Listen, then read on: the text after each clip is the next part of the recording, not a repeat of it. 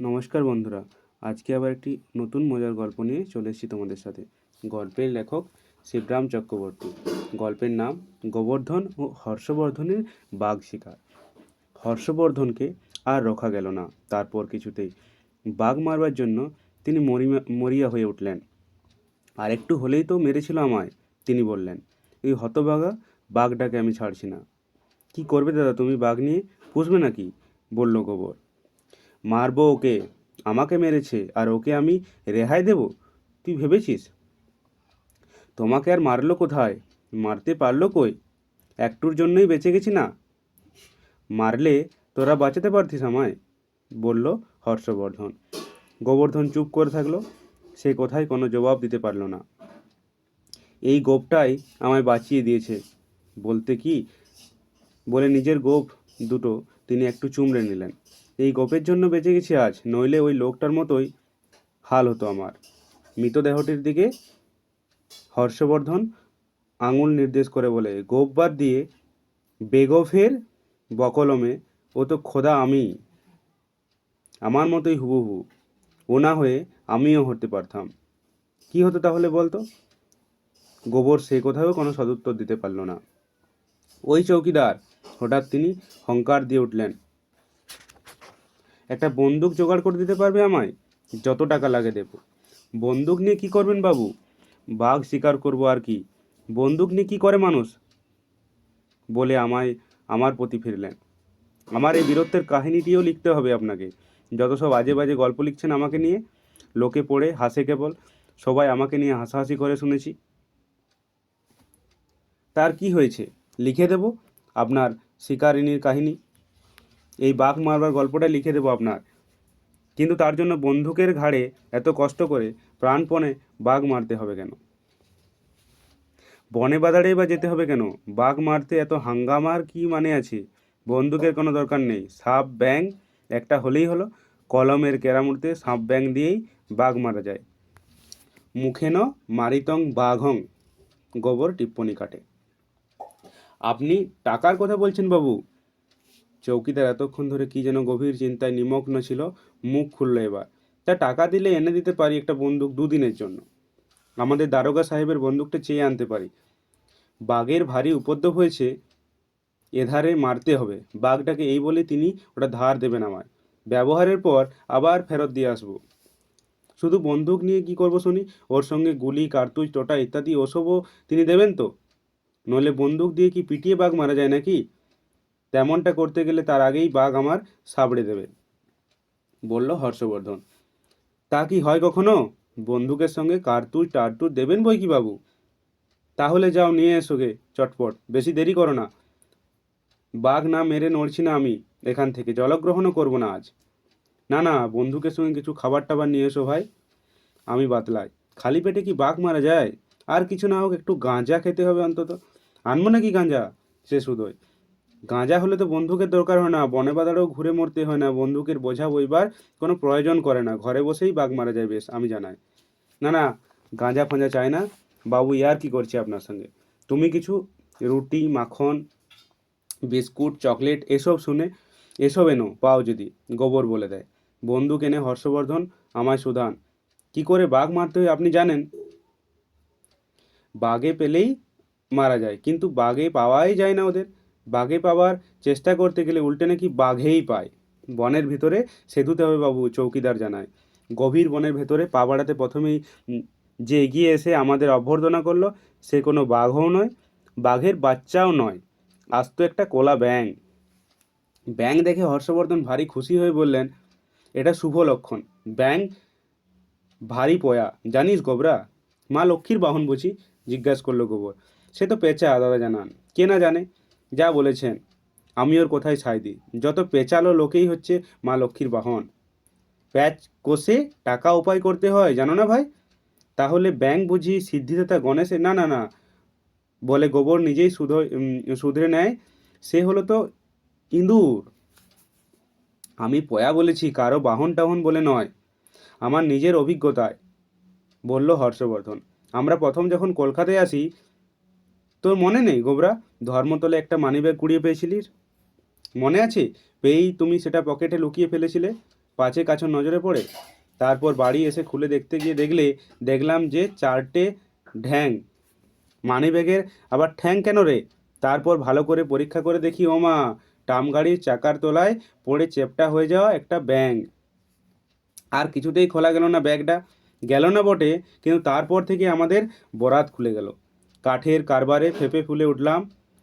আমরা ওখানে টাকা উড়িয়ে দিতে এসেছিলাম, কিন্তু টাকা কুড়িয়ে থই পায় না। তারপর ব্যাংক তাহলে বিশ্বকর্মার বাহন হবে নির্ঘাত, গোবরা ধারণা করে। যত কারবার আর কারখানার কর্তা ওই ঠাকুর রীত। কি বলেন মশাই আপনি? ব্যাংক বিশ্বকর্মার বাহন তো বটেই, ব্যাংক না হলেও ব্যাংক তো বটেই। বিশ্বের কর্মীদের সহায় হচ্ছে ওই ব্যাংক, আর বিশ্বকর্মাদের বাহন বোধ হয় ওই ওয়ার্ল্ড ব্যাংক। ব্যাংক থেকেই ব্যাংক, একই কথা। হর্ষবর্ধন উচ্ছ্বসিত হন। ব্যাংক থেকেও আমার আমদানি, আবার ব্যাংক থেকেও। ব্যাংকটাকে দেখে একটা গল্পের কথা মনে পড়ল। আমি বলি, জাম্পিং ফ্রগের গল্প, মার্ক টোয়েনের লেখা। ছোটবেলায় পড়েছিলাম গল্পটা। মার্ক টোয়েন মানে? হর্ষবর্ধন জিজ্ঞাসা করে। আর জাম্পিং ফ্রগ? গোবরাজ জিজ্ঞাসা। জাম্পিং মানে লাফান, আর ফ্রগ মানে হচ্ছে ব্যাং। মানে হচ্ছে ব্যাং কিনা লাফায়। লাফিং ফ্রগ বলুন তাহলে মশাই। তাও বলা যায়। গল্পটা পড়ে আমার হাসি পাচ্ছিল তখন, তবে ব্যাঙের ব্যাপারটা তেমন হাসির হয়েছিল কি না আমি জানি না। গল্পটা শুনুন এবার। মার্ক টোয়েনের সময়ে সেখানে ঘর দৌড়ের মতো বাজি ধরে ব্যাঙের দৌড় হতো। লাফিয়ে লাফিয়ে যে যার ব্যাঙ সব থেকে আগে টেক্কা দিতে পারতো তারাই মারতো বাজি। এজন্য করতো কি, অন্য সব ব্যাংকে হারাবার মতলব, যাতে তারা তেমন লাফাতে না পারে। লাফিয়ে লাফিয়ে এগিয়ে যেতে হবে, তো সেই জন্যই তো সবার আড়ালে একটাকে ধরে পাথরকুচি খাইয়ে বেশ ভারী করে দিত কেউ কেউ। খেতো ব্যাঙ সেই পাথরকুচি। অবোধ বালক তো, যাহা পায় তাহাই খায়। আমার বিশ্বাস হয় না। হর্ষবর্ধন ঘাড় নাড়েন। পরীক্ষা করে তো দেখলেই হয়, গোবরা বলেন। এই তো পাওয়া গেছে একটা ব্যাঙ, এখন বাজিয়ে দেখা যাক না কি খায়। গোবরা কতকগুলি পাথরকুচি জোগাড় করে এনে গেলাতে বসলো ব্যাঙটাকে। হা করে ওর মুখের কাছে কুচি ধরে দিয়েই কি আশ্চর্য, তক্ষুনি সে গোপালের ন্যায় সুবোধ বালক হয়ে গেল। একটার পর একটা গিলতে লাগলো টুপটাপ। অনেকগুলো গিলে ঠাউস করে উঠলো ওর পেট। তারপর মাথা হেট করে চুপচাপ বসে রইল ব্যাঙটা।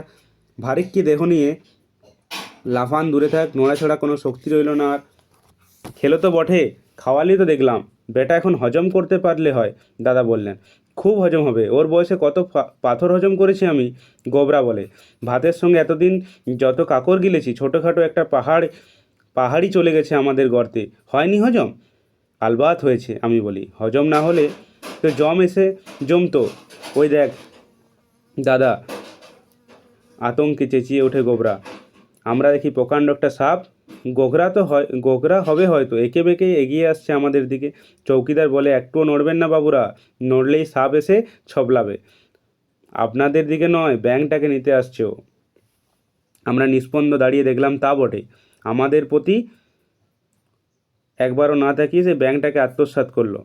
সাপটাকে এগিয়ে এসে ধরলো ব্যাঙটাকেও। তারপর এক ঝটকায় লহমার মধ্যে মুখের ভিতর পুরে ফেললো। তারপর গিলতে লাগলো আস্তে আস্তে। আমরা দাঁড়িয়ে ওর গোলাধিকরণ লীলা দেখতে লাগলাম। গোলা দিয়ে পুরুষ্ট ব্যাঙটা তার তলার দিকে চলতে লাগলো। খানিকটা গিয়ে থমকে গেল একটা জায়গায়, সেখানে আটকে রইলো। তারপর সাপটা যত চেষ্টা করুক না কেন, সেটাকে আর নামাতে পারলো না। পেটের ভেতরে ঢুকে ব্যাঙটা তার পিঠের উপর কুজের মতো উঁচু হয়ে রইল। উটকো ব্যাঙটা গিলে সাপটা উঠ হয়ে গেল যেন চেষ্টায়। তার মুখখানা যেন কেমনতর হয়ে গেল। খুব তীব্র বৈরাগ্য হলেই যেমনটা হয়তো দেখা যায়। ভেবাচেকা মার্কা মুখে সংসারের প্রতি বৃতশ্রদ্ধা হয়ে জবুথবু নড়নচড়ন সে পড়ে রইল সেখানে। তারপর আর কোনো উৎসাহ দেখা গেল না। ছুঁচো গলার চেয়েও খারাপ দশা হয়েছে সাপটার, দাদা। সাপের পেটে ব্যাঙ, আর ব্যাঙের পেটে যত পাথরকুচি। আগে ব্যাঙ পাথরকুচিগুলি হজম করবে, তারপর সে হজম করবে গিয়ে ব্যাঙটাকেও। সে বোধহয় আর ওদের এই জন্মে নয়। ওদের কে কাকে হজম করবে দেখা যাক। আমি তখন বলি, ততক্ষণে আমাদেরও কিছু হজম হয়ে যাক, আমরাও খেতে বসি ওধারে। চৌকিদারের রান্না মাখন, রুটি ইত্যাদি খবরের কাগজ পেতে বসে গেলাম আমরা। সাপটা অদূরেই বসা গেল। সাপটা মার্বেলগুলির মতন তালগোল পাকিয়ে পড়ে রইল আমাদের পাশেই। এমন সময় জঙ্গলের ওধার থেকে খসখসানি আওয়াজ পাওয়া গেল। বাঘ এসে গেছে বাবু, চৌকিদার বলে উঠলেন। শুনেই না আমরা তাকিয়ে দেখি সত্যি ঝোপঝাড়ের আড়ালে বাঘটা আমাদের দিকে তাক করে দাঁড়িয়ে। রুটি মাখন টাখন শেষ পর্যন্ত বাঘের পেটেই গেল দেখছি। দেখে আমি দুঃখ করলাম। কি করে যাবে? আমরা চেটে পুটে খেয়ে ফেলেছি না সব? ওর জন্য রেখেছি নাকি? বলল গোবরা। পাউরুটির শেষ চিলচেটটা মুখের পুরে দিয়েছে। যেমন করে পাথরকুচিগুলো সাপের পেটে গেছে ঠিক সেইভাবে আমি বিশোধ করি। এক এক গুলিতে সাবার করে দিচ্ছি না ব্যাংকটাকে, দাঁড়ান না, বলে হর্ষবর্ধন। তাতে কি হাতে কি একটা তুললো ওমা, এই যে সাপটা, বলেই কিন্তু আতকে উঠলেন। বন্দুকটা কোথায় গেল? বন্দুক তো আমার হাতে বাবু, বলল চৌকিদার। আপনি তো আমার হাত থেকে বন্দুক নেনইনি, তখন থেকে আমার হাতে আছে। তুমি বন্দুক ছাড়তে জানো? না বাবু, তবে দরকার হবে না। বাঘটা এগিয়ে এলো, এক বন্দুকের কোদায় ওর জান খতম করে দেব, আপনারা ঘাবড়াবেন না। হর্ষবর্ধন ততক্ষণে হাতের সাপটাকে 3 পাক ঘুরিয়ে ছুড়ে দিয়েছেন বাঘটার দিকে। সাপটা সবেগে পড়েছে গিয়ে ওর উপর, কিন্তু তার আগেই কয়েক চক্কর পাক খেয়ে সাপের পেটের থেকে ছিটকে ব্যাঙটা আর ব্যাঙের গর্ত থেকে যত পাথরকুচি ছিল তীব্র বেগে বেরিয়ে ছড়বারের মতো গিয়ে বাঘটার গায়ে, তার চোখে নাকে মুখে লেগেছে। হঠাৎ এই বেমক্কা মার খেয়ে বাঘটা ভেরমি খেয়ে যেন অজ্ঞান হয়ে গেল তৎক্ষণাৎ। আর নড়নচড়ন নেই। সর্পাঘাতে মারা গেল নাকি বাঘটা? আমরা পায়ে পায়ে হতজ্ঞান বাঘটার দিকে এগুলাম। চৌকিদার দেরি না করে বন্দুকের কোদায় বাঘটার মাথা থেতলা করে দিল। বলল, আপনার সাপের মারেই মারা পড়েছে বাঘটা। তাহলেও সাবধানের আর মার নেই বাবু, তাই বন্দুকটাকেও মারলাম তার উপর। এবার কি করা যাবে আমি শোধাই। কোনো ফটো তোলার লোক পাওয়া যাবে? বাঘটার পিঠে বন্দুক রেখে দাঁড়িয়ে বেশ পোজ করে ফটো তোলা যেত একখান। এখানে ফটোওয়ালা কোথায় বাবু? এই জঙ্গলে বাঘটা নিয়ে গিয়ে আমি ভেটে দেবো দারোগা বাবুকে, তাহলে আমার ইনামও মিলবে, আবার চৌকিদার থেকে এক চোটে দফাদার হয়ে যাব আমি। এই বাঘ মারার দারুণ, বুঝলেন? দাদা করলো বাঘের দফারফার, তুমি হলে গিয়ে দফাদার। গোবরা বলল, বারে, সাপ ব্যাং দিয়েই বাঘ শিকার করলেন আপনি দেখেছেন? বাহ, বাহবা দিলাম দাদাকে।